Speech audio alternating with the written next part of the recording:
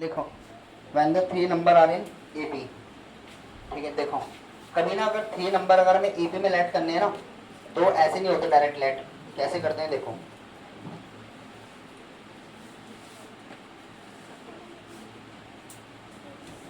देखो इधर अगर ना कभी भी हमें इधर सुनना ध्यान से अब, ठीक है, let 3 number are in AP.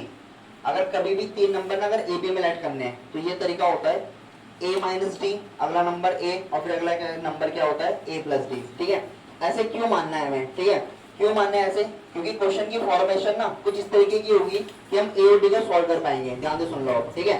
अगर हम क्वेश्चन में ना 3 नंबर को ए बी सी मान लेते हैं, एक्स वाई जेड मान लेते हैं, ये भी तो 3 नंबर हो सकते हैं, ये सॉल्व नहीं हो पाएंगे फिर हमसे, ठीक है, तुमसे मतलब मैं तो कर लूंगा, ठीक है। पर दूसरे वाले तरीके में ना अगर हम यहाँ से करेंगे ना तो टाइम बहुत ज्यादा कम लगेगा, इसीलिए हम क्या करते हैं क्वेश्चन की जो फॉर्मेशन होती है गिवन, ठीक है, मतलब जिस हिसाब से क्वेश्चन गिवन होगा तो कभी भी 3 नंबर अगर लेट करने तो कैसे लेट करोगे, ए माइनस डी, ए और ए प्लस डी, समझना है ना, 3 नंबर ऐसे लेट करने पड़ेंगे, ठीक है।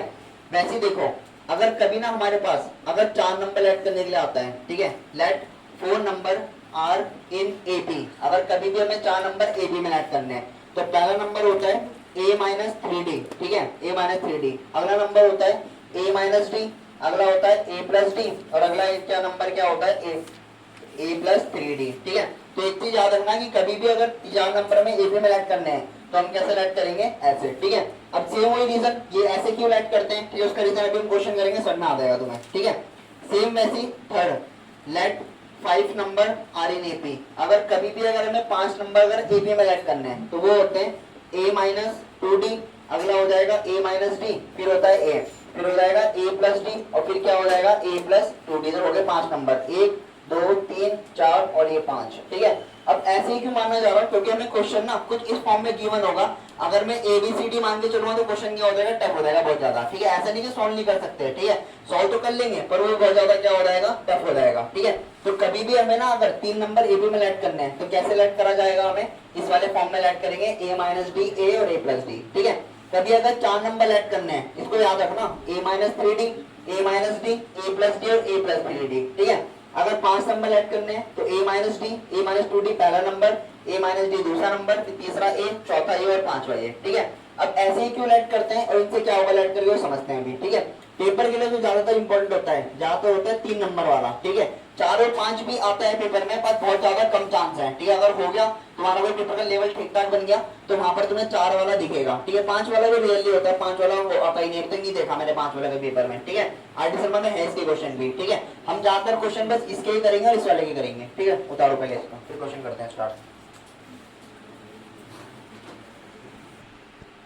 जैसे ना हमें 3 नंबर निकालने, 3 नंबर किसमें निकालने, एपी में, कि एपी में होगा तभी लगेंगे ये। जिसका हमें सम कितना देर का -3, प्रोडक्ट हमें कितना देर का 8, प्रोडक्ट और सम का मतलब पता होगा सबको, ठीक है। करते हैं देखो सॉल्यूशन स्टार्ट। हम ऐसे लिखेंगे लेट द 3 नंबर, ठीक है, let the 3 number are in AP. जो 3 नंबर एपी के हैं ना उनको लिखते हैं ए माइनस डी, ए और अगला क्या हो जाएगा ए प्लस डी, ठीक है। सीक्वेंस याद रखना, सीक्वेंस का मतलब कि ए माइनस डी के बाद कौन आएगा, ए आएगा फिर आएगा ए प्लस डी। ऐसे मत कर देना कि ए प्लस डी यहाँ लिख दिया, ए माइनस डी यहाँ लिख दिया, ए यहाँ लिख दिया, आंसर नहीं आएगा फिर, ठीक है, आंसर कर बढ़ाएंगे फिर, ठीक है। तो ध्यान रखना कि तुम्हें सीक्वेंस मैटर करना है कि सीक्वेंस किधर किधर लिखा जाएगा, ठीक है। अब उसने बोला कि अगर मैं इन तीनों नंबर को ऐड करता हूँ तो ऐड करें कितना आएगा, -3 आएगा। तो फर्स्ट कंडीशन देखो, सम निकालने के बाद सम कितना आएगा सबका, -3। सम का मतलब ए माइनस डी, अगला नंबर ए और अगला कितना आएगा ए प्लस डी। ये वाले नंबर अगर मैं तीनों को सम करता हूँ तो आंसर किसके बराबर आना चाहिए, -3 के बराबर। तो ये वाला डी और ये वाला डी कैंसिल नहीं हो जाएगा, माइनस प्लस ए कितना आएगा 3 होगा, ये वाला 3a के बराबर इक्वल टू -3 के बराबर। तो a का वैल्यू किसके बराबर आ गया, -1 के, अगर a का वैल्यू -1, ठीक है। अब चलते हैं सेकंड कंडीशन में, प्रोडक्ट में कितना देर का 8 देर का, तो लगाते हैं सेकंड वाला, ठीक है। इसका जो प्रोडक्ट है, प्रोडक्ट में कितना देर का 8, प्रोडक्ट का मतलब क्या हो गया, तीनों नंबर को मल्टीप्लाई, तो a minus D multiply a और multiply a plus D equal to कितना आ जाएगा 8, ये हो जाएगा ना 8, ठीक है। a का वैल्यू रख दो जरा -1, तो -1 माइनस डी, इसकी जगह पे कितना आएगा -1 आएगा, a की जगह पे a की वैल्यू रख दिया करो तो आसान बन जाएगा, -1 प्लस डी इक्वल टू 8। अब मैं इसको सॉल्व करके ना क्या निकालूंगा, डी निकालूंगा, ठीक, कैसे निकालूंगा ध्यान से देखते रहना, ठीक है। ये वाला -1 इसको बाहर रखो, ब्रैकेट लगा दो। क्यों लगा दो ब्रैकेट? क्योंकि माइनस से तो ब्रैकेट लगेंगे, साइन चेंज होंगे। ये वाला मल्टीप्लाई और ये वाला ब्रैकेट दोनों मल्टीप्लाई में आपस में, इसको सॉल्व कर लेते हैं। -1 का मल्टीप्लाई -1 में कितना आएगा?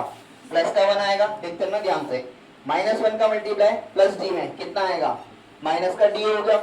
माइनस डी का मल्टीप्लाई -1 में कितना आएगा? प्लस का डी हो गया। और माइनस डी का मल्टीप्लाई प्लस डी में कितना आ गया? माइनस का डी स्क्वायर। सबको समझ आ रहा है क्या मल्टीप्लाई कैसे करा? इक्वल टू कितना आएगा? 8। एक बार दोबारा देख लेते हैं मल्टीप्लाई फटाफट से। -1 का मल्टीप्लाई, ये तो पता नहीं -1 कहाँ गया, वो माइनस बाहर लिख दिया। माइनस का मल्टीप्लाई -1 में +1 आया। माइनस का मल्टीप्लाई डी में माइनस का डी। अब इसकी बारी, इसका मल्टीप्लाई इसमें प्लस का डी आएगा, इसका मल्टीप्लाई इसमें माइनस का डी स्क्वायर। साइन का विशेष ध्यान रखना, इसको हटा दो आपस में। ये वाला -1 यहाँ पर आएगा और माइनस ये कितना हो जाएगा? प्लस का डी स्क्वायर इक्वल टू 8। ये हो जाएगा ना, 1 को उधर भेजोगे ये क्या हो जाएगा? प्लस का कितना हो गया? 9 हो गया ना, प्लस का 9। तो डी का वैल्यू कितना आएगा? 3। पता ना 3 क्यों? और अंडर रूट। ठीक है। और मैंने एक और चीज बताया था, क्या? प्लस माइनस, याद है कुछ? प्लस माइनस क्या बताया था मैंने? कि जब भी कोई अंडर रूट से बाहर वैल्यू आएगी ना, तो तुम्हें क्या रखना है? प्लस माइनस दोनों रखने हैं। ठीक है। अब देखो पेपर में ना क्या होता है, ठीक है, पेपर में ना 2 एपी दिए होते हैं, 2 आंसर दिए होते हैं। ठीक है, एक निकालोगे तब भी चलेगा। ठीक है, 2 कैसे दिए होते हैं समझाता हूँ। हमें ना एपी के 3 नंबर निकालने हैं। ठीक है, ए भी निकल गया और डी भी निकल गया, ये आ गया ना, ए भी आ गया, डी भी आ गया। ठीक है, तो फर्स्ट नंबर, पहला नंबर क्या था हमारे पास? ए माइनस डी था। ऐसी सेकंड नंबर कितना था? ए था। और जो हमारे पास जो थर्ड नंबर है, थर्ड नंबर कितना था? ए प्लस डी था। फर्स्ट नंबर कुछ ऐसे नहीं आएगा, ए का वैल्यू -1, इसका वैल्यू +3, -1 +3, यानी आंसर कितना आ गया? 2 आ गया। दूसरा नंबर ए, दूसरा नंबर क्या हो जाएगा? -1, ये तो डायरेक्ट -1 आ गया। तीसरा वाला क्या है? ए प्लस डी है, तो इसकी जगह पे कितना आएगा? ए की जगह पे ये, और कुछ गड़बड़ कर दिया क्या? अच्छा माइनस था ना ये वाला। ठीक है, ये कितना आएगा? -4 आएगा। ये वाला कितना हो गया? +3, यानी प्लस का 3, ये कितना आ जाएगा? 2। तो जो तुम्हारे 3 नंबर होंगे ना, 3 नंबर कौन कौन से हैं? एक -4 है, दूसरा वाला क्या आ गया? -1, और तीसरा वाला क्या? 2। तो 3 नंबर ये आगे, जो हमने शुरू के 3 नंबर निकालने थे। ठीक है। अब कभी भी ना देखो, सुनो सुनो सुनो, पहले सुनो मेरी बात। कभी भी 3 नंबर आएंगे ना, तुम्हें ऐसे राइट करने हैं। ठीक है। अब एक बच्चा ऐसा भी होता है क्लास में, ठीक है, तुम में से भी कोई ना कोई होगा, ठीक है, नाम तो नहीं लूंगा मैं, पर होगा क्या बता, कि हम क्यों माने ऐसे? अगर मैं ए, बी और सी मान लेता हूँ, ठीक है, तो आंसर आ जाएंगे। देखो कितना टफ हो जाएगा। अगर मैं 3 नंबर ऐसे बोल देता हूँ, A B C are in A P, ठीक है, तो 3 नंबर का सम कितना देगा? -3। तो ए प्लस बी प्लस सी हमें कितना देगा? -3 देगा।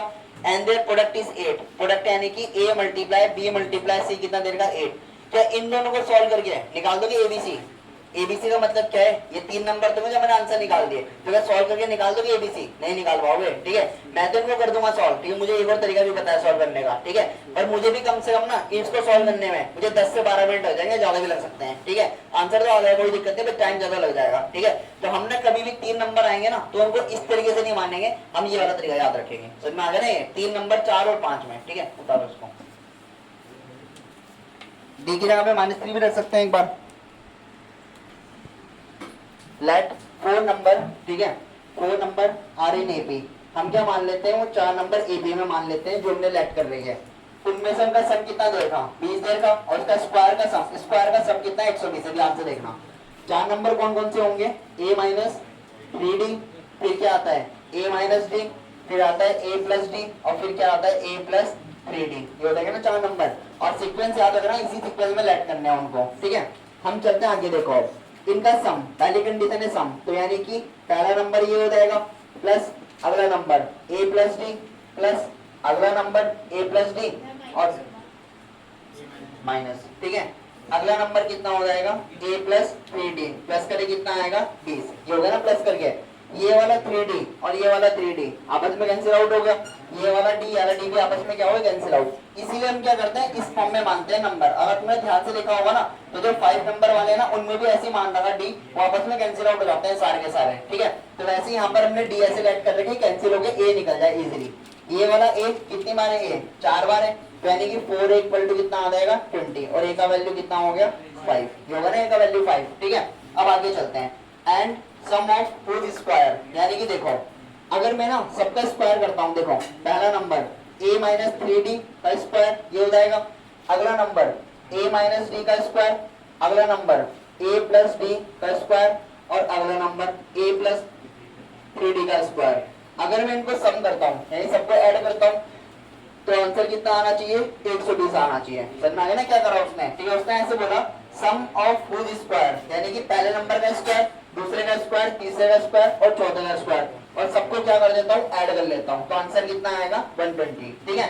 अब इसको सॉल्व करके ना डी निकालना है, तो ए तो हमें पता है 5 है ना, तो इसकी जगह पे रख देते हैं। देखो ध्यान से कैलकुलेशन देखना बस ध्यान से, इसकी जगह पे आएगा 5 माइनस 3d का होल स्क्वायर, ये हो गया ना, प्लस इसकी जगह पे कितना आएगा 5 माइनस डी का होल स्क्वायर, इसकी जगह पे कितना आ गया 5 प्लस डी का होल स्क्वायर, 5 प्लस 3d का होल स्क्वायर इक्वल टू 120, ठीक है।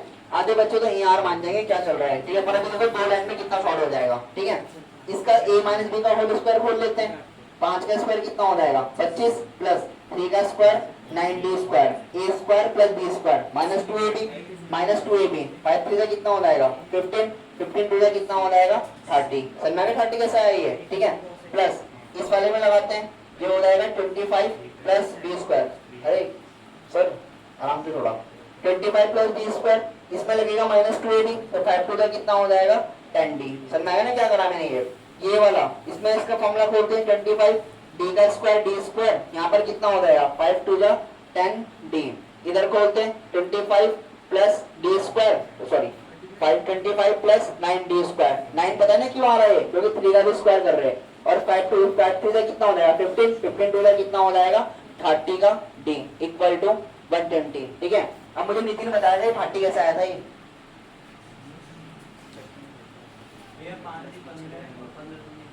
क्यों, हाँ सबको बताया ना क्यों आया ये, ठीक है। और ये वाला 10 कैसे आया था, हाँ हाँ नहीं बता दे, और मुझे ये बताएगा शिवम 9 कैसे आया था 9d स्क्वायर है, क्योंकि यहाँ पर a square plus b square का 3 का स्क्वायर करेंगे दोनों का स्क्वायर, ठीक है। अब देखो ये वाला 30d माइनस का और ये वाला प्लस का 30d आपस में उड़ा दो, ठीक है। ये वाला 10d और ये वाला 10d भी क्या हो जाएगा कैंसिल हो गया, 25 और 25 कितना हो गया 50, 50 और ये कितना हो गया 75, 75 और ये कितना हो गया पूरे 100, ठीक है।